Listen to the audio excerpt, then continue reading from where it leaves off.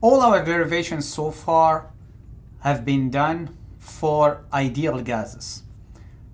We are surrounded by some ideal gases, or some gases that will follow, if you want, our ideal gas law.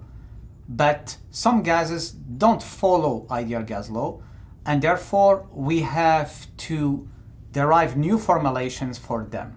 And more specifically in this chapter, we will be considering a mixture of real gases. Before we start this, let me remind you the process that we had to follow in thermodynamics 1 to address this point regarding real gases. So when we have an ideal gas,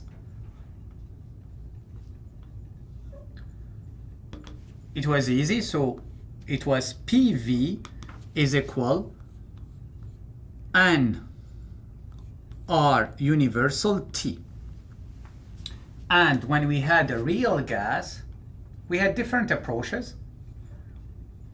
But the simplest one was to say, okay, let's keep the same formulation. PV is equal N R universal T.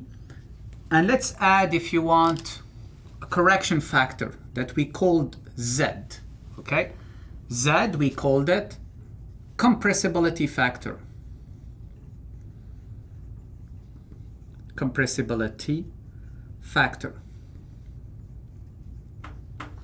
And how to get the value for this compressibility factor? We had this pretty nice chart, okay? On the chart, you can see that your x-axis represents the reduced pressure, PR, okay? That is defined as the actual pressure of your gas over the pressure at the critical point, okay? If you remember well, the critical point, this is the top of your curve, okay?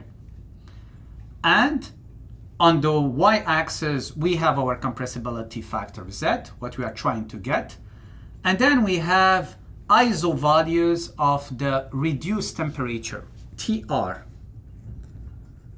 And TR, to calculate TR, it's the actual temperature of your gas over the temperature at the critical point. If you know PR and TR, you can use the chart to get the value of Z. For example, on this chart, if let's say we pick PR is equal to 3.0, we pick also TR is equal to 1.5, so therefore we get a value of Z 0.8. What does it mean? This means that 0.8 we can plug it here, and our gas, our real gas, behaves 80% like an ideal gas, okay? So now, if we have a mixture of gases, what we can do, we can follow the same process. So now for a mixture of real gases,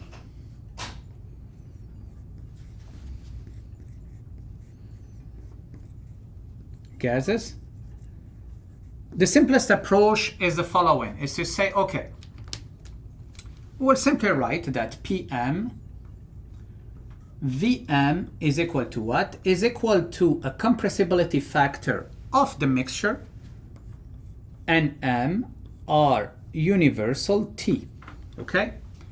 And this Zm, how we get it? With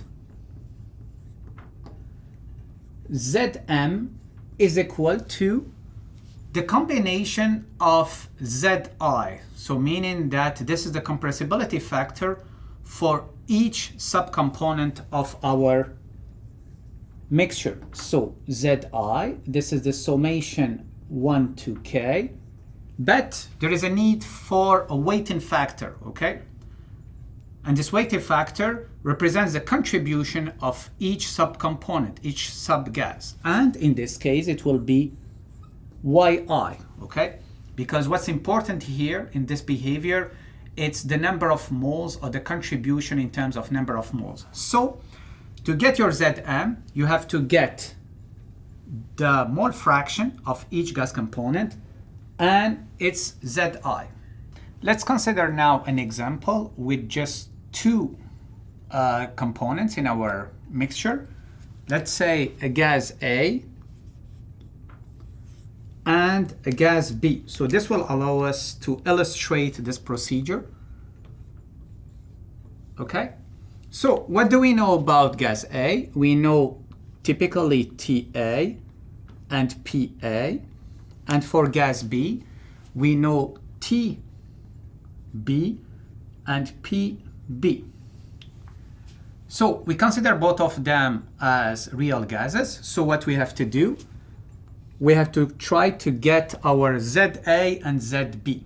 To do this, first we have to calculate our reduced temperature for A, TR of A, and this is equal to what? Is equal to the actual temperature of A over the temperature at the critical point that you get from a table.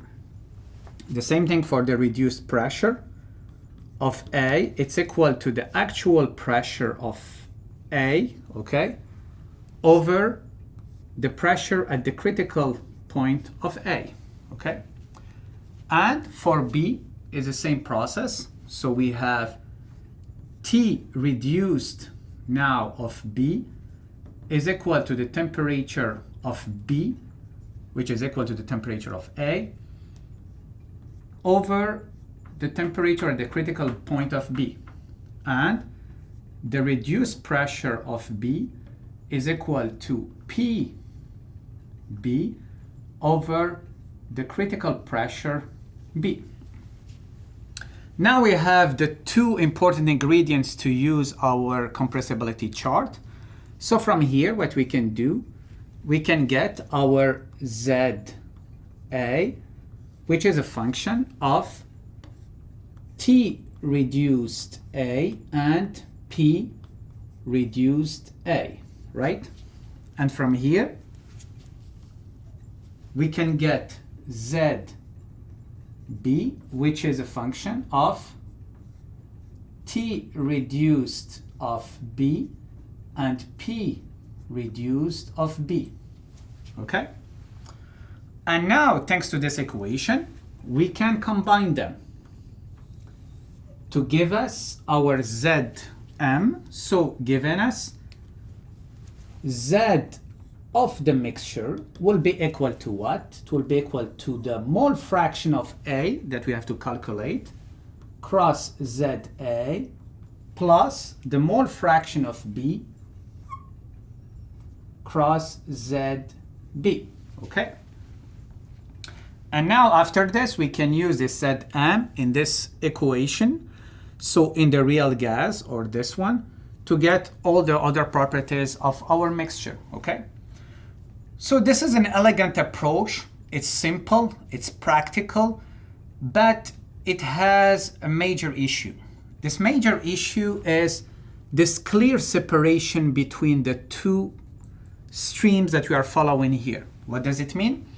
This means that we don't consider basically the interaction between A and B. We are not dealing here with ideal gases, right? We are dealing with real gases, so there is an interaction between them. So we don't consider the interaction until the end, where we sum up the two, okay? So, and in this case, sometimes this doesn't work or lead actually to significant errors. So we have to find a way where we consider the interaction between A and B at a higher level. So for example here, and then to get our value for Z of the mixture.